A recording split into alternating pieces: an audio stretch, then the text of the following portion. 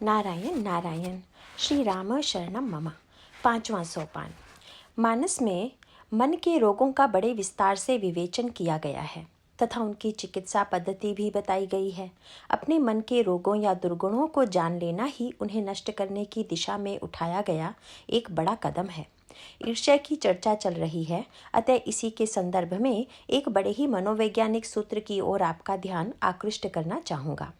ईर्ष्या चाहे किसी भी व्यक्ति से की जाए वह दुखदायी और घातक तो अवश्य है, परंतु एक व्यक्ति ऐसा भी है जिससे ईर्ष्या करना सर्वाधिक भयंकर और घातक है। किससे? इसका उत्तर काकभुशुंडी गरुड़ संवाद में मिलता है। काकभुशुंडी ईर्ष्या के उस परम भयानक स्वरूप का वर्णन करते हुए कहते हैं, जे सठ गुर सन ईर्षा करहीं, रौरव नरक कोटि जुग परहीं। ईर्ष्या जब गुरु से हो जाए तो वही ईर्ष्या का सर्वाधिक भयंकर रूप है। ईर्ष्या की वृत्ति इतनी व्यापक है कि वह गुरु के प्रति भी हो सकती है। भूतकाल में और वर्तमान में भी ऐसे अनगिनत दृष्टांत दिखाई देते हैं कि जहाँ गुरु के प्रति भी ईर्ष्या वृत्ति का उदय हुआ है। काशी में एक बड़े विद्वान थे, बड़े सुयोग्य शास्त्रज्ञ थे। उन्होंने देश का भ्रमण किया और शास्त्रार्थ में विद्वानों को परास्त किया। सबको पराजित करके जब वे काशी आए तो स्वभावतः गुरुजी के पास गए। गुरुजी शिष्य की महान सफलता पर बड़े प्रसन्न थे। उन्होंने बड़ी सरलता से अपने विद्वान शिष्य से कहा, मैंने सुना है कि तुमने शास्त्रार्थ में सबको हरा दिया है। तो उसने तत्काल कहा, बस एक आप ही बाकी हैं। इसका अर्थ क्या हुआ? एक ओर तो उनके चरणों में प्रणाम, दूसरी ओर प्रतिद्वंद्विता। अभिप्राय यह है कि मैं किसी न किसी से छोटा हूँ, यह बात उन्हें बुरी लगती है। मानो गुरु के प्रति भी उनके मन में यह वृत्ति आती है कि यदि इन्हें भी हरा दें तो मेरी अद्वितीयता निर्विवाद हो जाएगी। परंतु केवल बाह्य व्यवहारिक संकोच के कारण शिष्य को ऐसा करने में कठिनाई होती है। इसीलिए काकभुशुंडी जी के इन वाक्यों में वह व्यंग्योक्ति के रूप में प्रकट होती है। गुरु के प्रति ईर्ष्या की जो इतनी बड़ी निंदा की गई, इसमें एक बड़ा सूक्ष्म मनोविज्ञान है। जैसे एक रोगी को अपने रोग का ज्ञान न होना एक भयानक स्थिति है, लेकिन वैद्य के प्रति दोष बुद्धि उससे भी अधिक भयानक और घातक स्थिति है। यही ईर्ष्या का सर्वाधिक विकृत रूप है। इसमें सबसे विचित्र समस्या यह है कि ईर्ष्यालु व्यक्ति अपने जीवन में जिसे गुण समझता है उसी को दूसरे के जीवन में दोष के रूप में देखता है। स्वयं के जीवन में जिसे प्रशंसनीय मानता है उसी को दूसरों के जीवन में देखकर उसकी निंदा करता है। यह बड़ा अद्भुत विरोधाभास है। व्यक्ति स्वयं तो धन चाहता है, किंतु दूसरों के पास धन देखकर उसकी निंदा करता है। इसके मूल में ईर्ष्या ही है। ईर्ष्या के कारण बुद्धि भ्रांत हो जाती है और व्यक्ति गुण दोष के लिए दोहरा मापदंड बना लेता है। इसी दोहरे मापदंड के कारण परशुराम जी जैसे महापुरुष व्यंग तथा उपहास के पात्र बने। गोस्वामी जी ने इसी कारण उन पर व्यंग किया। परशुराम जी भगवान राम की विनम्रता से बड़े प्रभावित होते हैं। भगवान राम जब उन्हें प्रणाम करते हैं, उनकी स्तुति करते हैं, तब उन्हें बड़ी प्रसन्नता होती है। किंतु लक्ष्मण जी की व्यंगोक्ति और कटाक्ष उन्हें अच्छे नहीं लगते। वे श्री राम को उलाहना देते हुए कहते हैं कि यह छोटा राजकुमार तुम्हारा भाई होने योग्य नहीं है। सहज टेढ़ अनुहर ही न तो ही, नीचु मीचु सम देख न मोही। यह तो स्वभाव से ही टेढ़ा है, तुम्हारा अनुसरण नहीं करता। यह नीच नहीं समझ पा रहा है कि मैं काल स्वरूप हूँ। भगवान राम तो अत्यंत विनम्र हैं। वे तो परशुराम जी की बात का खंडन भी नहीं करते। किंतु लक्ष्मण जी ने कहा कि महाराज, मैं छोटा भाई तो प्रभु का हूँ, परंतु अनुयायी तो आपका ही हूँ। मैं तुम्हारा अनुचर मुनिराया। अभिप्राय यह है कि जो क्रोध और टेढ़ापन आप में है वही मुझ में भी है। अब आप यदि इसे मेरा दोष कहते हैं तो यही दोष तो आप में भी है, परंतु आप तो यह मानकर चल रहे हैं कि क्रोध और टेढ़ापन मेरे दोष हैं और वे ही आप में गुण हैं।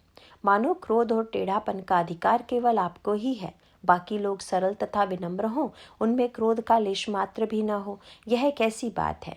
या तो आप यह देखकर संतुष्ट हो जाइए कि मैं सही अर्थों में आपका अनुयायी और अनुगामी हूँ। अभी तक आप अकेले थे, पर अब आपको एक अनुयायी मिल गया। लेकिन यदि आपको लगे कि क्रोध और टेढ़ापन बुरा है, जैसा कि मुझे देखकर आपको लग रहा है, तब तो इस समस्या का समाधान बड़ा ही सहज है। इन दोनों में से किसी एक का चुनाव आप कर लीजिए। या तो आप मुझे अपने अनुयायी के रूप में देखकर संतुष्ट हो जाइए, मैं तुम्हारा अनुचर मुनिराया, अन्यथा परिहरि कोप अर्थात क्रोध छोड़ दीजिए। यदि आप बुरा समझकर क्रोध को छोड़ देंगे तो मैं आपको विश्वास दिलाता हूँ कि आपका अनुयायी होने के नाते मैं भी क्रोध का परित्याग कर दूंगा। किंतु परशुराम जी की समस्या क्या है? यह रोग इतना विचित्र है कि ईर्ष्यालु व्यक्ति क्रोध को स्वयं के जीवन में गुण पर दूसरों के जीवन में दोष मानता है। इतना ही नहीं, बल्कि वह तो दूसरों के गुण में भी दोष ही देखता है। इसी को असूया वृत्ति कहते हैं। असूया का अर्थ है पर गुणेषु दोषाणवेषणम, दूसरों के गुण में भी दोष देखना। जहाँ ईर्ष्या होगी वहाँ उसके साथ यह असूया वृत्ति भी अवश्य जुड़ी हुई होगी। ऐसा कोई ईर्ष्यालु व्यक्ति हो ही नहीं सकता जिसमें असूया वृत्ति न हो, और यह असूया वृत्ति ही ईर्ष्या की जटिलता है। जैसे यदि कोई व्यक्ति सब में दोष देखता हो, ईर्ष्या का रोगी हो, तो उसे कम से कम डॉक्टर या वैद्य के प्रति तो गुण बुद्धि रखनी चाहिए, नहीं तो वह चिकित्सा कैसे ग्रहण करेगा, स्वस्थ कैसे होगा। अगर उसे लगे कि चिकित्सक भी ठीक नहीं है, तब क्या होगा? गुरु से ईर्ष्या करने का तात्पर्य क्या है? मन के रोगों की जो चिकित्सा या निराकरण करने वाला है, वह वैद्य कौन है? गुरु ही तो वह वैद्य है। सदगुरु वैद्य बचन विश्वासा, संयम यह न विषय कई आशा। गुरु की भूमिका बड़ी विलक्षण तथा कठिन है, किंतु जब रोगी ईर्ष्यालु और असूया वृत्ति वाला है, वह सब में दोष ही देखता है, तब वैद्य की समस्या क्या है? वैद्य स्वयं भी दोषदर्शी होता है। शास्त्रों में दोष दर्शन की निंदा की गई है। मानस में भक्तों का लक्षण बताते हुए कहा गया है, आठम जथा लाभ संतोषा, सपने हूँ नहीं देखई पर दोषा। परंतु सपने में भी दूसरों के दोष न देखना, यह भक्त का लक्षण है। अगर किसी वैद्य में आ जाए तब क्या होगा? यदि वैद्य रोगी से कहने लगे कि आप में मुझे कोई दोष नहीं दिखता, कोई रोग नहीं दिखता, आप पूर्ण स्वस्थ हैं, किसी दवा या पथ्य की आवश्यकता नहीं है, तब क्या होगा? वह वैद्य भक्त तो होगा, लेकिन वैद्य नहीं हो सकता, बल्कि उसकी भक्ति तो रोगी के लिए बड़ी घातक सिद्ध होगी। इसका अभिप्राय यह है कि दोष देखने वाला ही सही अर्थों में वैद्य हो सकता है। दोष दर्शन में ही वैद्य की सार्थकता है, परंतु वैद्य के इस दोष दर्शन में असूया वृत्ति नहीं है। वैद्य दोष को ही दोष के रूप में देखता है, परंतु असूया वृत्ति वाला ईर्ष्यालु व्यक्ति दूसरों के गुण में भी दोष देखता है, और यही असूया रोगी और वैद्य की वृत्ति में मूल अंतर है। वैद्य के दोष दर्शन के पीछे उद्देश्य है रोगी व्यक्ति को स्वस्थ बनाना। इसीलिए मन की समस्याओं का निदान चाहने वाले व्यक्ति को वैद्य के पास अथवा संत और गुरु के पास जाना चाहिए। परंतु यदि कोई ईर्ष्या रोग से ग्रस्त हो, असूया दृष्टि लेकर संत तथा गुरु की खोज करे, तो क्या उसे कभी कोई संत या गुरु मिलेंगे? वह संत को भी देखकर यही कहेगा कि इनमें तो संत के कोई लक्षण ही नहीं हैं, ये भला गुरु कैसे हो सकते हैं? शास्त्र कहते हैं कि दोष नहीं देखना चाहिए, और ये मेरे दोष ही देखते हैं, अतः ये संत तो बिल्कुल भी नहीं है। इस असूया वृत्ति का परिणाम क्या होगा? रामायण में इसका बड़ा मधुर संकेत किया गया है। शिष्य ऐसा हो जिसे गुरु में दोष नहीं बल्कि गुण ही गुण दिखाई दें, और गुरु इतना सजग हो कि वह शिष्य के दोषों को सूक्ष्मता से देख सके। इन दोनों का जब सामंजस्य होगा, तभी सही अर्थों में गुरु शिष्य का संबंध स्थापित होगा। मानस में काकभुशुंडी जी ने जो यह कहकर दोषदर्शी शिष्य की आलोचना की, जेसठ गुर सन ईरिसा करही, रौरव नरक कोटि जुग परही, यह आलोचना दूसरों की नहीं है, अपितु यहाँ उन्होंने स्वयं के जीवन की अनुभूति को प्रकट किया है। उनके द्वारा मानस रोगों के वर्णन का तात्पर्य यह है कि जैसे डॉक्टर या वैद्य के विषय में आपको विश्वास तब होता है जब आप सुनते हैं कि यह डॉक्टर या वैद्य बहुत अच्छे हैं, इससे प्रेरणा तो प्राप्त होती है, लेकिन किसी रोगी को उनकी चिकित्सा से स्वस्थता का लाभ हुआ हो और वह अपनी अनुभूति आपको बता दे कि मुझे यह रोग हुआ था और उस वैद्य की चिकित्सा से दूर हो गया, तो उसका परिणाम यह होगा कि हमारे अंतर्मन में उस वैद्य के प्रति विश्वास उत्पन्न होगा कि हम भी उस वैद्य की चिकित्सा का लाभ लें। काकभुशुंडी जी ने यह जो मन के रोगों का वर्णन किया और उनकी चिकित्सा बताई, यह उनके जीवन की अनुभूति है। वे स्वयं सभी प्रकार के रोगों से ग्रस्त रहे।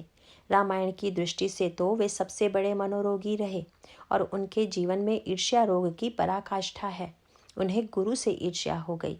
उन्होंने स्वयं अपनी आत्मकथा सुनाते हुए गरुड़ जी को बड़े विस्तार से बताया कि किस तरह से मैं मनोरोग से ग्रस्त हुआ, कितने प्रकार के रोगों के लक्षण मुझ में प्रकट हुए, किन कारणों से मैं अस्वस्थ रहा, अंत में किस प्रकार स्वस्थ हुआ। इसीलिए मानस रोग के संदर्भ में काकभुशुंडी जी के उपदेश सर्वाधिक सार्थक हैं, क्योंकि ये उनकी अनुभूतियों से प्रसूत हैं। काकभुशुंडी जी ने बताया कि उनका पिछला जन्म अयोध्या में हुआ था। यह एक बड़ा विलक्षण संयोग था। मानस की एक मान्यता यह भी है कि व्यक्ति पर भूमि का प्रभाव पड़ता है। हम जिस भूमि पर जाएंगे वहाँ के वातावरण में कण कण में उस प्रकार के भावों का प्रवाह चारों ओर होता रहता है और उसका प्रभाव व्यक्ति पर पड़ता है। किंतु उसके साथ एक विडंबना यह है कि उस प्रभाव को प्रत्येक व्यक्ति ग्रहण नहीं कर पाता। उन भावों का प्रभाव प्रत्येक व्यक्ति पर समान होते हुए भी यह आवश्यक नहीं है कि प्रत्येक व्यक्ति में ग्रहणशीलता समान हो और वह समान रूप से उस भाव को ग्रहण कर पाए। ग्रहणशीलता न हो तो न देश का प्रभाव पड़ता है न काल का। इसीलिए अच्छे से अच्छे देश में जन्म लेकर, श्रेष्ठ से श्रेष्ठ काल में रहकर और बड़े से बड़े महापुरुष का सानिध्य पाकर भी कई लोगों के जीवन में परिवर्तन नहीं होता। इसके पीछे एकमात्र कारण यह है कि उनमें ग्रहणशीलता नहीं है। ग्रहणशीलता का तात्पर्य यह है कि जैसे पानी की उपलब्धि के लिए पानी का बरसना ही यथेष्ट नहीं है। वर्षा तो खूब हुई, समाचार पत्रों में पढ़ते हैं कि इतने मिलीमीटर वर्षा हुई, परंतु समाचार पत्र का यह समाचार सत्य होते हुए भी प्रत्येक व्यक्ति के लिए सत्य नहीं होता। जिस व्यक्ति ने अपने पात्र को उस वर्षा में रखकर मापा है, उसे दिखाई देता है कि कितना जल बरसा है, पर यदि कोई अपने घड़े को उल्टा रख दे तो चाहे दिन रात वर्षा होती रहे, उसके घड़े में एक बूंद भी पानी नहीं मिलेगा। उसके लिए तो मानो एक बूंद भी पानी नहीं बरसा है। ग्रहणशीलता का अर्थ है घड़े को सीधा रखना। घड़े की एक विशेषता यह है कि यदि उसे उल्टा करके रख दें तो लगता है कि वह परिपूर्ण है, कहीं कोई कमी नहीं है, परंतु यदि सीधा कर दें तो उसका खालीपन दिखाई दे जाता है। इसका अभिप्राय यह है कि जो अपने खालीपन को छिपाने की चेष्टा करता है वह ग्रहणशील नहीं है, परंतु जो गुरु के सामने, संत के सामने अथवा तीर्थ में अपने खालीपन को सामने कर दे, अपने अंतःकरण के अभाव को स्वीकार कर ले, वही ग्रहणशील है।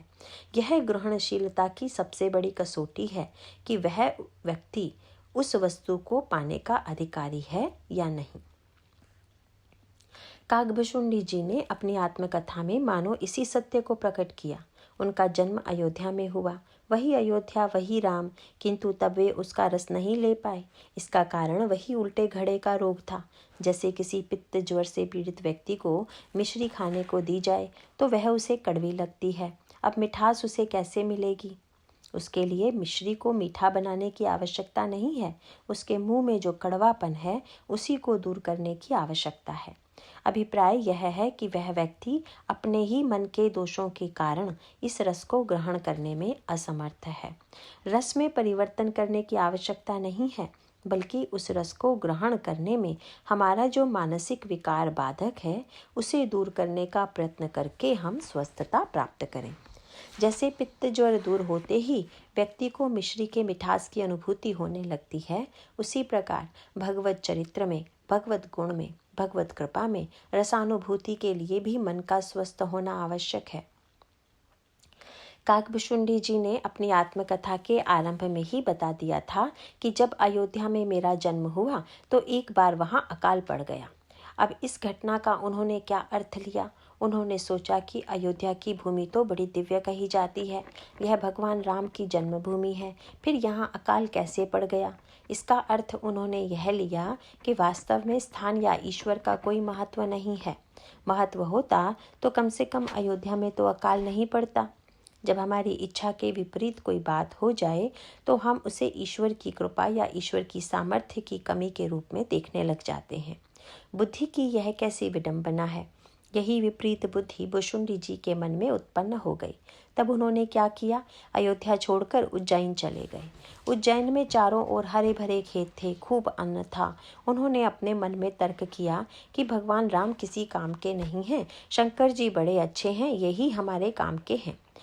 कई लोग अपना इष्ट देव इसलिए बदलते रहते हैं, जिससे इष्ट की कामना पूर्ति नहीं हुई उसे छोड़ दिया, दूसरा बना लिया। जिसने कामना पूर्ण कर दी उसे श्रेष्ठ बना लिया, इष्ट बना लिया। गयों उज्जैन सुनो उर्गारी, दीन मलिन दरिद्र दुखारी। एक साथ कई शब्द जोड़ दिए गए हैं। इसका अभिप्राय यह है कि उनमें दैन्य का भाव तो था ही, और साथ ही मन में मलिनता और दरिद्रता भी थी। दरिद्रता की व्याख्या करते हुए कहा गया है कि दरिद्रता मोह है। मोह दरिद्र निकट नहीं आवा। काकभुशुंडी जी कहते हैं कि उज्जैन जाकर मेरे मन में भगवान शंकर के प्रति आदर और श्रद्धा के भावों का उदय हुआ। मैंने एक विद्वान से शिव मंत्र की दीक्षा ले ली, लेकिन फिर वही बात आती है, चाहे अयोध्या हो, चाहे उज्जैन, चाहे भगवान राम हो, चाहे भगवान शंकर, हैं तो वे एक ही, परंतु साधना करते समय उन्हें शिव तथा राम की तुलना और शिव की प्रशंसा व विष्णु की निंदा करने में ही सर्वाधिक आनंद आता था। किसी दिन गुरुजी ने यह बात सुन ली। उन्होंने तुरंत शिष्य को बुलाकर उसे बड़े प्रेम से कहा कि तुम विष्णु और शिव में कैसी तुलना करते हो। विष्णु भजन करते हैं शिव का और शिव भजन करते हैं विष्णु का। राम ही भज ही तात शिव धाता, नर पावर कई केतिक बाता। और शिष्य पर इसका क्या प्रभाव हुआ। गुरुजी की बात को सुनकर उनको अपनी कमी का भाव होने की जगह उल्टे हर कहूँ हरि सेवक गुर कहेहु, सुनि खगनाथ हृदय मम दहेहु।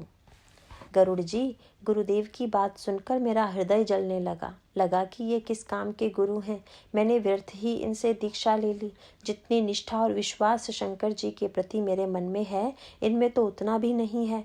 ये तो बड़े दुर्बल हृदय के हैं, हरि और शंकर को एक बता रहे हैं। इनकी निष्ठा तो बड़ी ही हीन है। गुरु के प्रति दोष दृष्टि हो गई। यही वृत्ति आगे चलकर साधना के संदर्भ में उन्हें अपने गुरु के प्रति ईर्ष्यालु बना देती है। उन्हें लगता है कि मेरी तुलना में गुरु की निष्ठा, विश्वास, साधना आदि कुछ भी नहीं है। भुशुंडी जी के मन में निष्ठा की प्रगाढ़ता का अभिमान इतना बढ़ गया कि एक बार वे भगवान शंकर के मंदिर में बैठकर शिव मंत्र का जप कर रहे थे। उसी समय गुरुजी भी भगवान शंकर का दर्शन करने आए। भुशुंडी जी ने देखा कि गुरुजी आए हैं, पर सोचने लगे कि उठकर प्रणाम करें या ना करें। न देखा होता तो कोई बात नहीं थी। ध्यान में अगर कोई व्यक्ति तल्लीन हो गया हो, तदाकार हो गया हो और उस समय यदि दिखाई न देता हो तो कोई बात नहीं, परंतु भुशुंडी जी को लगा कि उठता तो वही है जो हल्का होता है। ये तो कहने भर के गुरु हैं, असली गुरु तो मैं ही हूँ, अतः मैं बैठा रहूं और ये खड़े रहें, तभी ठीक होगा। भुशुंडी जी ने अपनी आत्मकथा सुनाते हुए कहा, एक बार हर मंदिर जपत रहूं शिव नाम, गुर आयौ अभिमान ते उठी नहीं कहिन प्रणाम। सो दयाल नहीं कहो कछु, उर न रोष लवलेस, अति अघ गुर अपमानता, सही नहीं सहे सके महेश। यहाँ बड़ी विचित्र बात हो गई। गुरु के द्वारा शिष्य का दोष न देखना स्वभाव की कोमलता का परिचायक तो हुआ, परंतु जो कार्य गुरु ने नहीं किया वह शंकर जी ने किया। वैसे चाहते तो गुरुजी भी फटकार सकते थे कि तू बड़ा अभिमानी हो गया है, परंतु सरल स्वभाव के कारण उन्हें लगा कि मन के जप में डूब जाने के कारण शायद यह नहीं उठ पा रहा है। यह तो बड़ी अच्छी बात है कि जप में इतनी तल्लीनता, इतनी तदकारता आ गई है। तब दोष दर्शन की भूमिका किसने स्वीकार की? बिल्कुल उल्टी बात हो गई। भगवान का जो नाम मनोरोगों को दूर करने वाली सबसे दिव्य औषधि है, वही उनके जीवन में अभिमान रूप मनोरोग का वर्धक बन गया। जब भुशुंडी जी के अंतःकरण में अहम की वृद्धि हुई तो गुरु जी ने तो उन्हें क्षमा कर दिया, पर त्रिभुवन गुरु भगवान शंकर ने वैद्य की भूमिका स्वीकार कर ली। मानस में शंकर जी का नामकरण किया गया। तुम त्रिभुवन गुर वेद बखाना, आन जीव पावर का जाना। भगवान शंकर त्रिभुवन गुरु हैं। इसका अभिप्राय यह है कि गुरु के रूप में कोई संत अपने कोमल स्वभाव के कारण शिष्य का दोष दर्शन भले ही न करे, किंतु त्रिभुवन गुरु भगवान शंकर भुशुंडी जी की निष्ठा और साधना की आड़ में छिपे उनके अभिमान को देखकर फटकारते हुए कहते हैं, रे हतभाग्य अज्ञ अभिमानी। अरे हतभाग, हतभाग अर्थात गुरु न मिले होते तो कहते अभागा है, किंतु इतने महान गुरु को पाकर भी तेरे अंतःकरण में विनम्रता के स्थान पर अभिमान आ गया। इससे तो यही लगता है कि तेरा भाग्य ही फूट गया है। और साथ ही कह दिया, यद्यपि तव गुरु के नहीं क्रोधा, अति कृपाल चित्त सम्यक बोधा। यद्यपि गुरु ने क्रोध नहीं किया, परंतु गुरु की भूमिका तो क्रोध की भूमिका है, क्योंकि गुरु शिष्य के दोषों को देखकर क्रोध अवश्य करेगा। जब तक वह क्रोध के द्वारा शिष्य के दोषों का निराकरण नहीं करेगा, तब तक शिष्य के मन में स्वस्थता नहीं आएगी। परंतु उस समय उनके गुरुदेव की जो भूमिका है वह वैद्य की नहीं, बल्कि भक्त और संत की भूमिका है। भगवान शंकर ने कहा कि तुम्हारे गुरु ने अपने संत स्वभाव के कारण तुम्हारे दोषों को नहीं देखा, पर मैं तुम्हें दंड दूंगा। बैठी रहिसी अजगर इव पापी, सर्प होई खलमल मति व्यापी। महाबिटप कोटर महु जाई, रहु अधमाधम अधगति पाई। भगवान शंकर जो उन्हें शाप देते हैं कि तू अजगर की तरह बैठा हुआ है, जा तू अजगर ही हो जा। और साथ ही यह भी कह देते हैं कि इतनी बार तुम्हें सर्प के रूप में जन्म लेना पड़ेगा।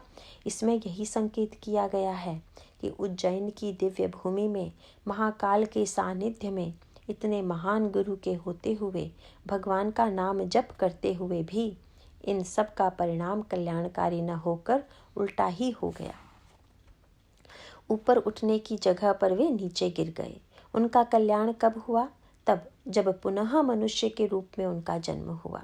इस बार उन्हें असली क्रोधी गुरु मिल गए। यह बड़ी विचित्र बात है। जब गुरु शांत मिले तो उन पर श्रद्धा नहीं हुई, बल्कि उनमें दोष देखते रहे। पर अंतिम जन्म में जो गुरु मिले वे महर्षि लोमश बड़े ही क्रोधी थे। उस समय भुशुंडी जी के मन में भगवत तत्व की जिज्ञासा उत्पन्न हो चुकी थी, क्योंकि भगवान शंकर ने भुशुंडी जी के ऊपर क्रोध करके उन्हें शाप दिया। तब उनके गुरुजी ने भगवान शंकर की स्तुति करते हुए उनसे कृपा याचना की थी कि शंकर दीन दयाल अब यही पर हो कृपाल, साप अनुग्रह होई जेहि नाथ थोरे ही काल। यह भी गुरु की कोमलता ही थी कि वे शंकर जी से प्रार्थना करते हुए कहते हैं कि आपने इसे दंड तो दे ही दिया है, लेकिन यह दंड अंत में कल्याण की सृष्टि करने वाला हो। गुरुजनों का जो दंड होता है उसमें यही एक अंतर होता है। दोष दर्शन दो प्रकार के होते हैं और दंड भी दो प्रकार के होते हैं। एक दोष दर्शन तो वह होता है जो दूसरों को नीचा दिखाने के लिए होता है। उसका वर्णन देवर्षि नारद के प्रसंग में देखने को मिलता है। देवर्षि नारद जब विश्व मोहिनी की स्वयंवर सभा में जाते हैं तब उनके दोनों तरफ दो रुद्रगण बैठ जाते हैं।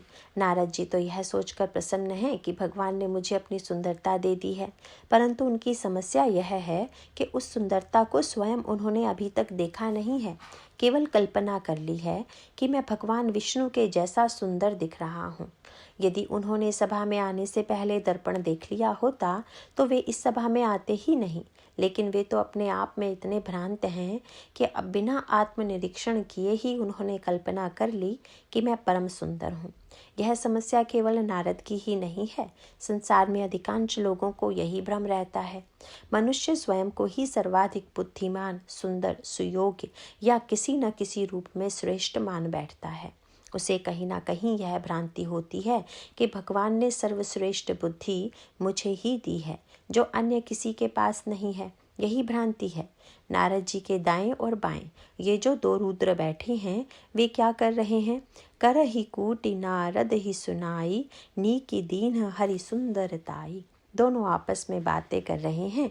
बीच में नारद जी बैठे हैं। उनकी बातें पहले बीच में बैठे नारद जी के कानों में जाकर तब दूसरी ओर बैठे रुद्र तक पहुंचती हैं।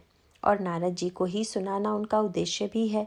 सुनकर नारद जी खूब प्रसन्न हो रहे हैं। इन दाहिने बाएं वालों से खूब सावधान रहना चाहिए। ये लोग जब प्रशंसा करते हैं तो उसके पीछे उद्देश्य कुछ दूसरा ही होता है। रुद्र गणों का उद्देश्य वस्तुतः नारद जी को अपमानित कराना था। उन्हें तो नारद जी की आकृति बंदर के समान दिखाई दे रही थी। अगर वे सचमुच नारद के हितैषी होते तो वही बात वे नारद जी से पहले ही कह देते जो उन्होंने उनके अपमानित होने के बाद कही। सभा में जब भगवान विष्णु आए और विश्व मोहिनी को लेकर चले गए तब उन्हीं पूर्व प्रशंसक रुद्रों ने व्यंग करते हुए उनसे जाकर अपना मुख शीशे में देखने को कहा। निज मुख मुखुर विलोक कहूँ जाय। इसका अभिप्राय है कि उनके दोष दर्शन में नारद को अपमानित करने की वृत्ति है। पर गुरु जब शिष्य का दोष देखते हैं तब उसे अपमानित करने के लिए नहीं देखते। जैसे माँ जब बच्चे की गंदगी देखती है तो उससे घृणा करने के लिए नहीं देखती, बल्कि उसका मन तो बच्चे की गंदगी को साफ करने के लिए व्यग्र रहता है। वह चाहती है कि मेरे बच्चे को कोई गंदा ना कहे। माँ द्वारा बालक के दोष दर्शन की वृत्ति के पीछे यही भाव है। वैसे ही गुरु या वैद्य के दोष दर्शन का उद्देश्य यही है कि शिष्य के दोष दूर हो जाएं, रोगी का रोग दूर हो जाए, साधक के जीवन में आए हुए दोष दूर हो जाएं और वह स्वस्थ हो जाए। इसी प्रकार गुरु द्वारा दिए गए दंड का उद्देश्य केवल चोट पहुंचाना नहीं, अपितु शिष्य का कल्याण ही होता है। भुशुंडी जी के गुरु ने भगवान शंकर से प्रार्थना की और इसका परिणाम यह हुआ कि शंकर जी के दंड के रूप में वह शाप भुशुंडी जी के लिए मानो कड़वी दवा की भांति कल्याणकारी सिद्ध हुआ। गुरु ने संकेत रूप में बता दिया कि यह भी दवा है। मीठा लगने वाला वरदान भी दवा है और कड़वा लगने वाला शाप भी दवा है। औषध होने पर कड़वी वस्तु भी ग्राह्य है, क्योंकि उसके द्वारा रोग दूर होगा। शंकर जी ने प्रसन्न होकर कहा कि जितना मैंने कह दिया है उतने जन्म तो इसे लेने ही पड़ेंगे, परंतु तुम्हारी साधुता पर प्रसन्न होकर मैं तुम्हारे शिष्य पर कृपा कर रहा हूँ। इसका अभिप्राय यह है कि भुशुंडी जी कहीं यह न समझ लें कि मैं बड़ा साधक हूँ, इतना जप करता हूँ, इसीलिए शंकर जी ने मुझ पर कृपा की है। भगवान शंकर भुशुंडी जी के गुरु से बोले, तदपि तुम्हारी साधुता देखी करी हूँ एहि पर कृपा विशेषी। अरे इस भुसुंडी की असाधुता देखकर मुझे दंड देना पड़ा, पर तुम्हारी साधुता देखकर लगता है कि इसकी असाधुता को भी साधुता में परिणत कर देना चाहिए। इसीलिए मैं यह वरदान देता हूँ कि यह चाहे जितनी बार जन्म ले, कवन्यु जन्म मिटहि नहीं ज्ञाना। इसका ज्ञान किसी भी जन्म में नहीं मिटेगा। उसके बाद भुशुंडी जी ने सचमुच ही हजारों जन्म लिया, परंतु भगवान शंकर की कृपा उन पर नित्य बराबर बनी रही और अंत में जब उन्हें पुनः भुशुंडी शर्मा के रूप में मनुष्य शरीर प्राप्त हुआ, तब इन हजारों जन्मों की यात्रा का सर्वोत्कृष्ट लाभ यह हुआ कि उनकी सारी समस्याओं का समाधान हो गया। भुशुंडी जी महाराज लोमश के पास आए और महर्षि लोमश तेजस्वी स्वभाव के हैं। वे निर्गुण निराकारवादी और महांत वेदांती हैं। भुशुंडी जी ने उनके समक्ष भक्ति मूलक जिज्ञासा की। लोमश जी ने कुछ देर तक तो उन्हें भक्ति मूलक उपदेश दिए, परंतु बाद में उन्होंने अपने अद्वैत मूलक सिद्धांत का उपदेश देना आरंभ किया। उन्हें लगा कि यह शिष्य तो बड़ा योग्य है, क्यों ना इसे उच्च ज्ञान का अधिकारी बना लिया जाए। यूँ कह लीजिए कि उनके वात्सल्य के कारण ही यह कठिनाई उत्पन्न हुई। उन्हें लगा कि यह तत्व ज्ञान का उत्तम अधिकारी है, अतः क्यों न इसे मैं भी निर्गुण निराकारवादी वेदांती बना दूं। और वे तदनुसार ही उपदेश देने लगे, परंतु भुशुंडी जी ने उनके सामने अपनी समस्या रख दी। उन्होंने यह नहीं कहा कि आप गलत कह रहे हैं। उन्होंने बड़ी सुंदर भाषा में कहा, राम भगति जल मम मन मीना किमि बिलगाई मुनीस प्रवीणा। महाराज, भगवान की भक्ति जल के समान और मेरा मन मछली की तरह है। तात्पर्य यह है कि दूध और जल में तुलना करते हुए दूध को कोई श्रेष्ठ बताए या संसार की किसी अन्य वस्तु को श्रेष्ठ बताए तो यह बात नहीं है कि वह गलत कह रहा हो। हजारों वस्तुएं ऐसी हैं जो जल की अपेक्षा अत्यंत उत्तम हैं, लेकिन भुशुंडी जी ने विनम्रतापूर्वक कहा कि अगर कोई मछली के सामने जल की तुलना में अन्य वस्तुओं की श्रेष्ठता कहे तो भला बताइए क्या मछली जल को छोड़कर उसे अपना सकती है। उन्होंने कहा, महाराज, यहाँ तो श्रेष्ठता निकृष्टता का प्रश्न ही नहीं है। मछली की समस्या तो यह है कि वह जल से अलग होकर जीवित ही नहीं रह सकती। अगर उसे समझाया भी जाए तो वह तो यही कहेगी कि मैं कोई जानबूझकर या अनजाने ही में जल से प्रेम थोड़ी करती हूँ। मेरा तो निर्माण ही ऐसा हुआ है कि जल से अलग होकर मैं जीवित नहीं रह सकती। परंतु लोमश जी को क्रोध आ गया। यहाँ पर उल्टी बात है, गुरु में क्रोध रूपी दोष आ गया। लेकिन अब भुशुंडी जी में बहुत परिवर्तन आ चुका है। जब लोमश जी ने क्रुद्ध होकर कहा कि मूर्ख, तू मेरे सर्वोत्तम उपदेशों को नहीं मानता और तर्क वितर्क करता है, अपनी बातों पर तुझे बड़ा हठ है, अतः जा तू कौवा बन जा। मूढ़ परम सिख देऊ न मानसी, उत्तर प्रत्युत्तर बहु आनसी। सत्य वचन विश्वास न करहीं, बायस इव सब ही ते डरहीं। सब स्वपच्छ तव हृदय विशाला, सपदि होई पच्छी चंडाला। हो सकता था कि इस पर उनके मन में लोमश जी के प्रति अश्रद्धा आ जाती, दोष दर्शन आ जाता। वे सोच सकते थे कि जो इतना क्रोधी है कि हमारी सही बात भी नहीं सुन रहा है, उल्टा हमें ही कौवा हो जाने का शाप दे रहा है, यह किस काम का गुरु है। संभव है भुशुंडी जी वहां से किसी अन्य गुरु की खोज में चल पड़ते। गरुड़ जी ने काकभुशुंडी जी के अंतःकरण को टटोलने के लिए कहा भी कि उनके गुरु लोमश जी को क्रोध आ गया, यह तो संत का लक्षण नहीं है। संत तो कभी दुर्वचन नहीं बोलते, क्रोध नहीं करते, शाप नहीं देते। किंतु भुशुंडी जी की वृत्ति में कैसा सुंदर परिवर्तन आ गया है। पहले की तरह असूया वृत्ति होती तो लोमश जी में उन्हें गुण में भी दोष दिखाई देते, और असूया वृत्ति के स्थान पर केवल तटस्थ वृत्ति होती तो भी दोष में तो दोष देखते। परंतु अब उनमें श्रद्धा वृत्ति का उदय हो चुका है। सद्गुरु वैद्य वचन विश्वासा। वैद्य के साथ रोगी का संबंध श्रद्धा और विश्वास का संबंध है, वह कोई बुद्धिमत्ता अथवा दोष दर्शन का संबंध नहीं है। भुशुंडी जी ने कहा, महाराज, वे तो सच्चे संत थे, तो फिर उन्होंने आपको शाप कैसे दे दिया। तर्क बड़ा सुंदर है। भुशुंडी जी में असूया से ठीक ठीक अनसूया वृत्ति आ चुकी है, और इसी वृत्ति का उदय होने के कारण अंत में वे रामकथा के वाचक बनते हैं। रामकथा मंदाकिनी है। इस मंदाकिनी नदी का जन्म कैसे हुआ। अत्रि प्रिया निज तप बल आनी। अनसुईया जी ने अपने तपोबल से इसे धरती पर प्रकट किया। अत्रि प्रिया कौन है?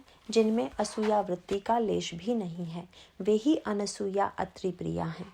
इसका तात्पर्य क्या है? भगवान की कथा का वाचक कौन बनेगा? क्या वह जो अपनी बुद्धिमत्ता और युक्तियों से भगवान में भी दोष निकाल कर दिखा दे? दोष दिखाना तो सरल है, पर दोष दिखाने वाला फिर भगवत गुण क्या कहेगा, राम कथा क्या कहेगा? जो व्यक्ति प्रतिकूलता में भी भगवान के गुण देख सके, उल्टा प्रतीत होने पर भी भगवान की कथा में विशेषता देखे, ऐसी अनसूया की दृष्टि आए बिना भगवान की कथा कैसे होगी? यह अनसूया वृत्ति काकभुशुंडी जी में दिखाई दे रही है। उन्होंने कहा कि महाराज देखिए, चंदन तो शीतल होता है, उष्ण नहीं। लोमश जी तो चंदन थे, पर मेरी भूल थी। किसी ने सुना कि चंदन को घिस कर माथे पर लगाने से बड़ी शीतलता का अनुभव होता है। वह चंदन को सीधे पत्थर पर ही घिसने लगा। इससे पत्थर भी गर्म होने लगा और चंदन भी। वह सोचने लगा कि सब लोग व्यर्थ ही चंदन की शीतलता की बड़ी प्रशंसा किया करते हैं। यह तो सत्य नहीं है, घिसने पर तो यह उल्टे गर्म हो जाता है। तब किसी बुद्धिमान व्यक्ति ने बताया कि चंदन वस्तुतः शीतल ही है, परंतु उस शीतलता को व्यक्त करने की भी एक पद्धति है। उसे न जानने के कारण ही तुम ऐसा उल्टा परिणाम पा रहे हो। चंदन की शीतलता पाने के लिए पत्थर और चंदन के बीच पानी की भी आवश्यकता होती है। पत्थर पर थोड़ा पानी डालकर घिसना पड़ता है। बिना पानी डाले घिसने पर तो उष्णता की ही अनुभूति होगी। इसी प्रकार संत भी चंदन हैं। जब उन्हें श्रद्धा रूप जल के साथ घिसा जाएगा, तभी उनकी कृपा रूपी शीतलता मिलेगी। किंतु श्रद्धा शून्य होकर केवल तर्क वितर्क का घर्षण करने से तो ताप ही उत्पन्न होगा। काकभुशुंडी जी ने कहा, सुनु प्रभु बहुत अवज्ञा किए, उपज क्रोध ज्ञानिन के हिए। अति संघर्षण जौ कर होई कोई, अनल प्रगट चंदन ते होई। अत्यधिक अपमान किए जाने पर ज्ञानी के हृदय में भी क्रोध उत्पन्न हो जाता है। वैसे ही जैसे यदि कोई चंदन की लकड़ी को खूब रगड़े तो उससे भी अग्नि प्रकट हो जाती है। यह जो काकभूषुंडी जी के हृदय में अनसूया वृत्ति का उदय हुआ, उसका परिणाम क्या हुआ? भले ही लोमश जी के मन में एक क्षण के लिए क्रोध रूप दोष आ गया, पर थे तो वे संत ही। उन्हें क्रोध आया भी तो इस बात पर कि मैं तो इसका कल्याण करना चाहता हूँ, पर यह ग्रहण नहीं कर रहा है।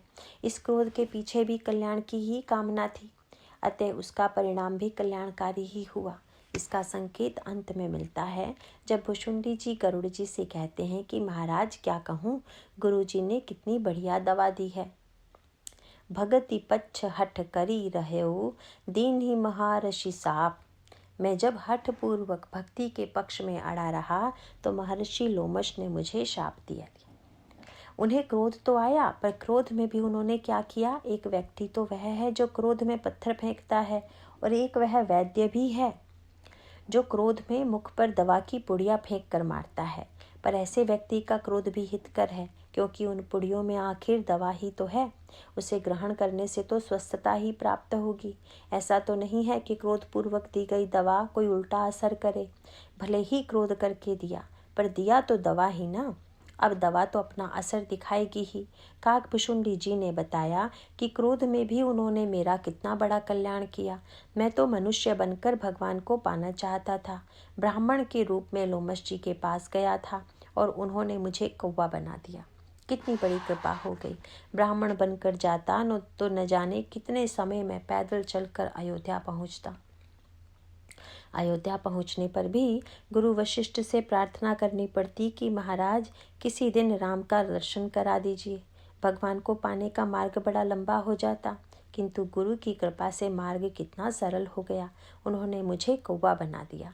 कौवे को चलने का भी श्रम नहीं करना है, वह तो सीधे उड़कर पहुंच जाएगा, और महल में प्रवेश करने के लिए भी किसी से पूछने ताछने की जरूरत नहीं। सीधे आंगन में उतर गए, जहाँ भगवान बालक रूप में खेल रहे हैं।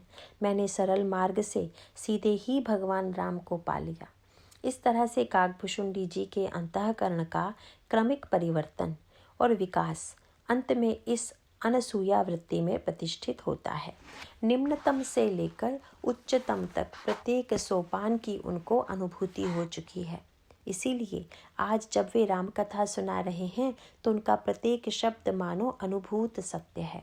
इसी अनुभव के आधार पर उन्होंने गरुड़ जी से कहा, जे सठ गुरु सन ईरी छा कर ही, रौरव नरक कोटि जुग पर ही। जो मूर्ख अपने गुरु से ईर्ष्या करते हैं वे करोड़ों युगों तक रौरव नरक में पड़े रहते हैं। यहाँ उनका अभिप्राय यह है कि मैं ईर्ष्या का भी दुष्परिणाम देख चुका हूँ, और जब मेरे अंतःकरण में गुरु के प्रति सच्ची श्रद्धा वृत्ति का उदय हुआ तब गुरु का कोप भी मेरे लिए कितना कल्याणकारी सिद्ध हुआ, इसका भी मैंने अनुभव किया है। रावण की भी यही समस्या है। भगवान राम स्वयं ही सेना लेकर रावण पर आक्रमण कर देते, परंतु ऐसा न करके उन्होंने हनुमान जी को लंका क्यों भेजा? इसीलिए भेजा कि रावण हनुमान जी का शिष्य था। संसार का सबसे बड़ा वैद्य रावण को मिला, परंतु उसकी भी विडंबना वही है। भगवान राम का अभिप्राय था कि हनुमान जी गुरु रूपी वैद्य के रूप में अपने शिष्य के रोगों को दूर करने की चेष्टा करेंगे। हनुमान जी लंका पहुंचकर रावण को दवा देने लगे, भक्ति के उपदेश देने लगे। उपदेश सुनकर रावण की दृष्टि कहाँ गई? सारी कथा का सार उसने क्या निकाला? वह खूब हंसने लगा। उसकी हंसी में व्यंग्य था। हनुमान जी बोले, मेरी बात सुनकर तुम्हें हंसी क्यों आ रही है? रावण ने कहा, मिला हम ही कपि गुड़ बड़ ज्ञानी। मैं जब तुम्हारी सूरत देखता हूँ तो सिर पीट लेता हूँ। क्या मुझे गुरु के रूप में बंदर ही मिलना था? साथ ही उसने यह भी कहा कि अरे दुष्ट, मृत्यु तेरी निकट आ गई है। मृत्यु निकट आई खल तो ही। हनुमान जी तो वैद्य थे। वैद्य जब रोगी के पास पहुँचे और रोगी ही वैद्य का निदान करने लगे तो वैद्य जी की शक्ल कैसी है, उनका ज्ञान कैसा है, और कहने लगे कि यह वैद्य तो अब मरने ही वाला है। तो इसका अर्थ यही हुआ कि रोगी को उन्माद हो गया है। रावण की बात सुनकर हनुमान जी तुरंत बोले, बस हो गया। क्या हो गया? वे समझ गए कि इसकी मृत्यु निकट आ गई। उल्टा हो हई कह हनुमाना। मृत्यु तो अवश्य निकट आ गई है, परंतु वैद्य की नहीं बल्कि रोगी की। रावण के चरित्र का दुर्भाग्यपूर्ण पक्ष यही है कि वह गुरु के प्रति भी ईर्ष्याग्रस्त है और गुरु में भी दोष देखता है। परिणाम यह होता है कि उसका रोग दूर नहीं हो पाता। दूसरी ओर लक्ष्मण जी घनीभूत वैराग्य हैं। जब वे मूर्छित हुए तो हनुमान जी ने उन्हें गोद में उठाया और प्रभु की गोद में पहुंचा दिया। इसका अभिप्राय यह है कि लंका के युद्ध में लक्ष्मण जी के रूप में मानो वैराग्य ही मूर्छित हो गया। भगवान श्री राघवेंद्र ने एक बार लक्ष्मण जी से पूछा था कि तुमने मेरे साथ अयोध्या से चलकर सारे संसार की यात्रा की, उन सभी यात्राओं में तुम्हें किस यात्रा में सर्वाधिक आनंद आया? लक्ष्मण जी ने बताया कि उन्हें लंका की यात्रा में ही सबसे अधिक आनंद मिला। भगवान बोले, लंका का मार्ग तो बड़ा कंटकाकीर्ण था। लक्ष्मण जी बोले, उस समय नहीं था, तब। लक्ष्मण जी ने कहा, प्रभु, मेघनाद के बाण चलाने पर जब मैं मूर्छित हो गया था, उस समय जो यात्रा हुई उतनी बढ़िया यात्रा कभी नहीं हुई। प्रभु ने कहा, तुम तो मूर्छित हो गए थे, फिर यात्रा कैसे हुई? लक्ष्मण जी बोले, यही तो आश्चर्य है। चलकर तो व्यक्ति आप तक पहुंचने की चेष्टा करता है और पहुंचता भी है, परंतु जब मैं मूर्छित हो गया था और हनुमान जी ने मुझे अपनी गोद में उठाकर आपकी गोद में दे दिया, तो मुझे तो एक पग भी नहीं चलना पड़ा और मैं संत की गोद के माध्यम से भगवान की गोद में पहुंच गया। लक्ष्मण जी जब मूर्छित हो गए थे, तब मेघनाथ ने सोचा कि मूर्छित लक्ष्मण को ले जाकर रावण के चरणों में भेंट कर देने में ही इस विजय की सार्थकता है। यहाँ एक संकेत सूत्र है। कहा जा सकता है कि इतने बड़े वैराग्यवान लक्ष्मण जी भी कि क्या काम से पराजित हो सकते हैं? उसके उत्तर में एक दूसरा पक्ष भी रखा जा सकता है और वह ध्यान देने योग्य है। लक्ष्मण जी जब मूर्छित हो गए और मेघनाथ ने उन्हें उठाकर ले जाने की चेष्टा की तो उन्हें उठा नहीं सका। इसका अभिप्राय क्या है? यह कि लक्ष्मण जी जैसा वैराग्यवान मूर्छित होकर भी मोह के चरणों में नहीं जाएगा। जाएगा तो ज्ञान की ही गोद में जाएगा। लक्ष्मण जी की मूर्छा में यही एक विलक्षणता है। इस मूर्छा में भगवान की अद्भुत कृपा छिपी हुई है। मेघनाथ चाहता है कि उन्हें उठाकर रावण के चरणों में डाल दे। वैराग्य मोह का बंदी हो जाए और मोह अपनी इच्छानुसार उस पर शासन करे, परंतु यहाँ मेघनाथ असमर्थ तथा असफल हो जाता है। तब हनुमान जी उन्हें उठाकर भगवान की गोद में पहुंचा देते हैं। इसका अभिप्राय क्या है? लक्ष्मण जी की मूर्छा का तात्पर्य क्या है? रामायण के विविध पात्रों के जीवन में कभी न कभी कोई न कोई समस्या, कोई न कोई दोष आ ही जाता है। भले ही ये दोष संसारी व्यक्तियों के समान न हो, परंतु क्षण भर के लिए तो वे आ ही जाते हैं। लक्ष्मण जी के जीवन में यह रोग आया। हनुमान जी उन्हें उठा लेते हैं और प्रभु की गोद में पहुंचा देते हैं। प्रभु ने लक्ष्मण जी को देखा तो उनकी आंखों में आंसू आ गए। प्रश्न उठा कि अब क्या करें, चाहे शारीरिक हो या मानसिक, परंतु जब रोग हुआ है तो उसकी चिकित्सा भी होनी ही चाहिए। यहाँ लक्ष्मण जी मूर्छित हो गए हैं और आध्यात्मिक संदर्भ में इसका अर्थ यह है कि वैराग्य मूर्छित हो गया है। यह मूर्छा कैसे दूर होगी?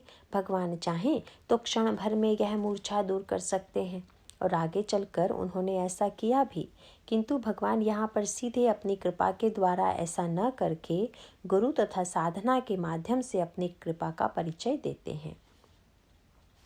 यह साधना का मार्ग है और भगवान यहाँ अपने चरित्र के द्वारा यही प्रकट करते हैं। सर्वशक्तिमान होते हुए भी आंखों में आंसू भरकर विलाप करते हैं। वे चाहते तो एक क्षण में ही लक्ष्मण जी को चैतन्य कर देते, परंतु वैसा न करके मानो वे साधना का मार्ग प्रशस्त करते हैं। जब लक्ष्मण जी मूर्छित हुए तो भगवान राम बड़े दुखी हुए और अपने जीवन को व्यर्थ अनुभव करने लगे। भरत जी या हनुमान जी के संदर्भ में भगवान राम को ऐसा कभी नहीं लगा। इसीलिए मानस में एक अनोखी बात आती है। रामायण में यदि पूरी तरह से ईर्ष्या रहित कोई पात्र है तो वे लक्ष्मण जी हैं।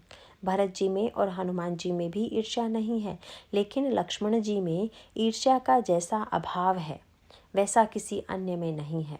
भरत जी और हनुमान जी के संदर्भ में ईर्ष्या का कोई कारण ही नहीं है।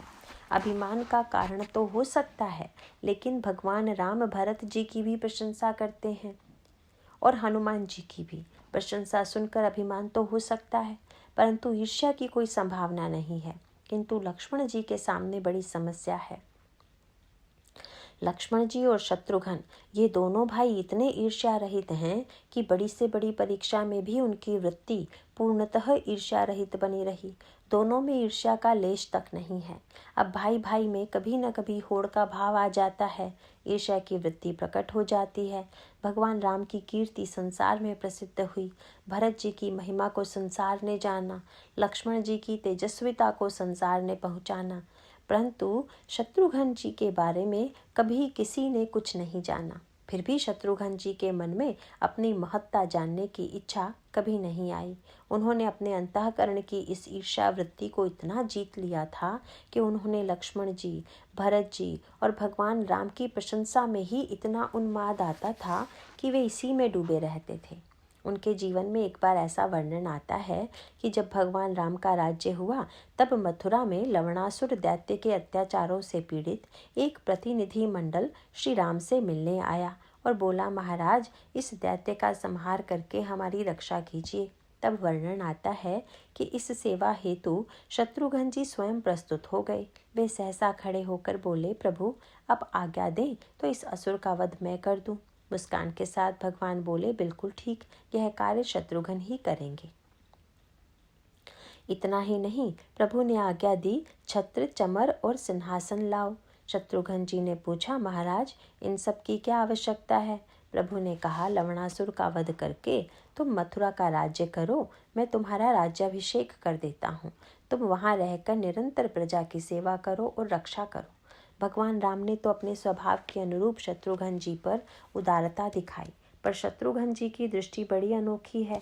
उनकी आंखों में आंसू आ गए।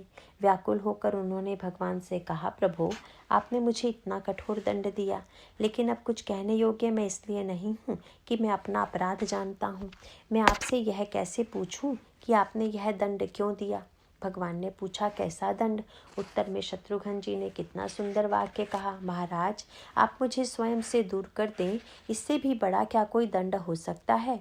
आपने मुझे मथुरा में रहने के लिए कह रहे हैं, लेकिन मैं समझ गया कि यह दंड आपने मुझे अपनी ही भूल के कारण दिया है। जीवन भर में मैं चुप रहा और मैं कभी आगे आने की चेष्टा नहीं की। अब लगता है कि कहीं कोई संस्कार छिपा हुआ था, इसीलिए मैं यह कह बैठा कि यह काम मैं करूँगा और इसीलिए इस अहंकार का दंड आपने मुझे दिया है। अब उस दंड को सहने के अतिरिक्त मैं कर ही क्या सकता हूँ? कितनी सजग आत्मनिरीक्षण की वृत्ति है, कितनी विलक्षण दृष्टि है। शत्रुघ्न के जीवन में इतनी निरहंकारता है कि एक छोटी सी घटना के लिए उन्हें ऐसा पश्चाताप होता है। दूसरे पात्र हैं लक्ष्मण जी। इस संदर्भ में तो वे हनुमान जी और भरत जी से भी आगे हैं। क्यों? इसीलिए कि हनुमान जी और भरत जी के सामने ऐसा कोई कारण नहीं है कि जिससे उनके अंतःकरण में ईर्ष्या वृत्ति का उदय हो, लेकिन लक्ष्मण जी के सामने तो ऐसे कारण बार बार उपस्थित होते हैं। चित्रकूट में भगवान राम लक्ष्मण जी से कहते हैं, लखन तुम्हार सपथ पितु आना, सुचि सुबंधु नहीं भरत समाना। लक्ष्मण मैं तुम्हारी तथा पिताजी की शपथ लेकर कहता हूँ कि भरत के समान अच्छा भाई न तो कभी हुआ है और न होगा। लीजिए, यह तो वे लक्ष्मण जी से ही कह रहे हैं। इसका तो सीधा सा अभिप्राय यही हुआ कि तुम भरत के समान नहीं हो। अब लक्ष्मण जी के स्थान पर कोई और होता तो उसके मन में घोर ईर्ष्या उत्पन्न हो जाती। लक्ष्मण जी सोच सकते थे कि मैं इतना त्याग करके पत्नी, परिवार, सुख सुविधा सब छोड़कर निरंतर सेवा में रत हूँ, रात में कभी क्षण भर के लिए भी नहीं सोता, और प्रभु मेरी सेवा का तिरस्कार करते हुए भरत की प्रशंसा कर रहे हैं। लेकिन लक्ष्मण जी के अंतःकरण में भरत जी की प्रशंसा सुनकर ईर्ष्या का कहीं लेश भी नहीं आया। इससे भी कठिन परीक्षा लक्ष्मण जी की उस समय हुई जब भगवान राम से हनुमान जी का मिलन हुआ और हनुमान जी की प्रशंसा करते हुए भगवान राम ने कहा, सुन कपि मानसी जनी ऊना, तई मम प्रिय लक्ष्मण ते दूना। हनुमान तुम तो मुझे लक्ष्मण से दुगने प्रिय हो। इसका अभिप्राय क्या है? क्या वे लक्ष्मण जी को छोटा सिद्ध कर रहे हैं? श्री भरत के संदर्भ में और हनुमान जी के संदर्भ में भी दोनों प्रसंगों में वे लक्ष्मण जी की तुलना में उन्हें श्रेष्ठ कहते हैं। ऐसी स्थिति में लगता है कि लक्ष्मण जी के मन में घोर ईर्ष्या आनी चाहिए, लेकिन लक्ष्मण जी पर भगवान राम का इतना विश्वास था कि ऐसा व्यवहार उन्होंने किसी और के साथ नहीं किया। उन्होंने राम लक्ष्मण जी के चरित्र के माध्यम से यह बता देना चाहते हैं कि ईर्ष्या शून्य अंतःकरण कैसा होना चाहिए, भक्त का हृदय कैसा ईर्ष्या रहित होना चाहिए। इसे देखने की दृष्टि हनुमान जी के पास है। इस प्रसंग में भगवान राम ने लक्ष्मण और हनुमान जी दोनों की परीक्षा ली। लक्ष्मण जी को तो इस तुलना पर रंच मात्र भी दुख नहीं हुआ। भगवान राम का वाक्य सुनकर उनके मन में ईर्ष्या या विरोध की बात बिल्कुल भी नहीं उठी। इसे सुनकर हनुमान जी के मन में अभिमान आ सकता था, परंतु इन्होंने इसका बहुत बढ़िया अर्थ लिया। भगवान राम ने एक बार हनुमान जी से पूछा, हनुमान, तुम्हारी प्रशंसा करते हुए मैंने पहले ही दिन यह कह दिया था कि तुम लक्ष्मण से दूने प्रिय हो। अब इससे अधिक प्रशंसा मैं और क्या कर सकता हूँ। हनुमान जी ने कहा, महाराज, यह आपने मेरी प्रशंसा थोड़े ही की है। मैं तो बिल्कुल भी नहीं मानता कि इसमें मेरी कोई प्रशंसा है। क्यों? बोले, यदि आप प्रेम की दृष्टि से देखें तो आपने मेरी प्रशंसा की और लक्ष्मण जी की नहीं की। तो नियम तो यही है कि जो अपना है उसकी प्रशंसा नहीं की जाती। आपने मुझे पराया माना होगा तभी तो प्रशंसा की। महाराज, इससे तो लक्ष्मण जी के प्रति आपका ममत्व ही सिद्ध होता है। आपने मेरी प्रशंसा करते हुए जिस शिष्टाचार का पालन किया, उससे यह स्पष्ट हो गया कि यह प्रशंसा मेरी नहीं, लक्ष्मण जी की ही है। नियम यह है कि जब 3 व्यक्ति खड़े हों, जिनमें से 2 परस्पर परिचित हों, तो तीसरे का भी परिचय करा देते हैं। आपने लक्ष्मण जी से मेरा परिचय करा दिया। आप तो वचन में इतने कुशल हैं कि चाहते तो कह सकते थे कि हनुमान, तुम तो मुझे प्राण से भी अधिक प्रिय हो। यही कहने की परंपरा है, लेकिन ऐसा न करके आपने जो कहा कि तुम लक्ष्मण से अधिक प्रिय हो, तो मैं समझ गया कि लक्ष्मण तो आपका प्राण ही है। इसीलिए आप चाहे प्राण से अधिक प्रिय कहें या लक्ष्मण से अधिक प्रिय, अर्थ एक ही है। क्या? लक्ष्मण आपके प्राण हैं। यह है हनुमान जी की दृष्टि, और यही सत्य आगे चलकर प्रकट हुआ। जब लक्ष्मण जी लंका के रणांगन में मूर्छित हो गए, तब भगवान को लगा कि उनके प्राण चले गए। उन्होंने कहा, अब मैं जीवित क्यों हूँ? ब्रह्मा यदि मुझे जीवित रखते हैं तो उनसे बढ़कर कोई मूर्ख नहीं है। मेरा तो प्राण ही चला गया, अब मैं जीवित क्यों हूँ? इस सत्य को हनुमान जी ने देख लिया था, और लक्ष्मण जी भी इसे खूब गहराई से जानते हैं, प्रेम रस में खूब पगे हुए हैं। जब लक्ष्मण जी की मूर्छा दूर हुई तो सुग्रीव जी ने उनसे पूछा कि मेघनाथ ने आपके ऊपर शक्ति का प्रहार किया तो आपको कितना कष्ट हुआ? लक्ष्मण जी ने हंसते हुए कहा, मुझे क्या मालूम। क्यों? शक्ति आपको लगी, कष्ट आपको हुआ। आप नहीं जानेंगे तो कौन जानेगा। बोले, शक्ति तो मुझे लगी, पर पीड़ा तो उनसे पूछो। हृदय घाव मेरे, पीर रघुवीरे। लक्ष्मण जी के मूर्छित हो जाने पर भगवान राम व्याकुल होकर रोने लगे। उसके बाद रोग दूर करने की जो चिकित्सा पद्धति है, अर्थात वैद्य, औषध तथा उसके सारे क्रम का जो संकेत सूत्र भगवान ने दिया, वह बड़े महत्व का है। प्रश्न उठा कि वैद्य कहाँ से लाया जाए? राजनीति की दृष्टि से तो वैद्य बड़ा विश्वसनीय होना चाहिए। किसी ने कहा, स्वर्ग से वैद्य बुलाया जाए। भगवान राम ने कहा, नहीं, स्वर्ग से नहीं, लंका से सुषेण वैद्य को बुलाया जाए। सुनने में तो बात बड़ी अटपटी लगती है। स्वर्ग का वैद्य अधिक उपयुक्त होगा कि लंका का? भगवान राम ने 2 बातें कही। एक तो यह है कि वैद्य का काम है दोष देखना, और दोष देखना जितना बढ़िया लंका का वैद्य जानता है, उतना स्वर्ग का नहीं। मित्र क्या दोष देखेंगे? जिनमें मित्रता का भाव हो, उनसे क्या अपने दोष पूछना चाहिए? इसका अभिप्राय है कि सजग साधक अपने दोष अपने विरोधी से भी सुनने के लिए व्यग्र रहता है। इसीलिए भगवान राम ने कहा कि लंका का वैद्य भले ही हमारे शत्रु पक्ष का है, परंतु दोष दर्शन के संदर्भ में तो वही सर्वश्रेष्ठ है। दूसरी बात यह है कि सुषेण वैद्य ने लंका में आज तक किसी राक्षस को स्वस्थ नहीं किया। क्यों नहीं किया? बोले कि लंका के रोगियों को 2 बड़ी समस्याएं हैं। एक तो वे स्वयं को कभी रोगी मानते ही नहीं, और दूसरी यह है कि वे कभी किसी पर विश्वास नहीं करते। रावण जैसे व्यक्ति की समस्या यही है कि अगर कोई वैद्य नाड़ी देखकर बता दे कि आपका वात, पित्त और कफ विकृत हो गया है, तो वह तुरंत कहेगा कि तुम्हारा मस्तिष्क विकृत हो गया है और तुम्हारा इलाज हम अभी किए देते हैं। इसीलिए लंका के इस बेचारे वैद्य ने आज तक न तो किसी का निदान किया न चिकित्सा ही की।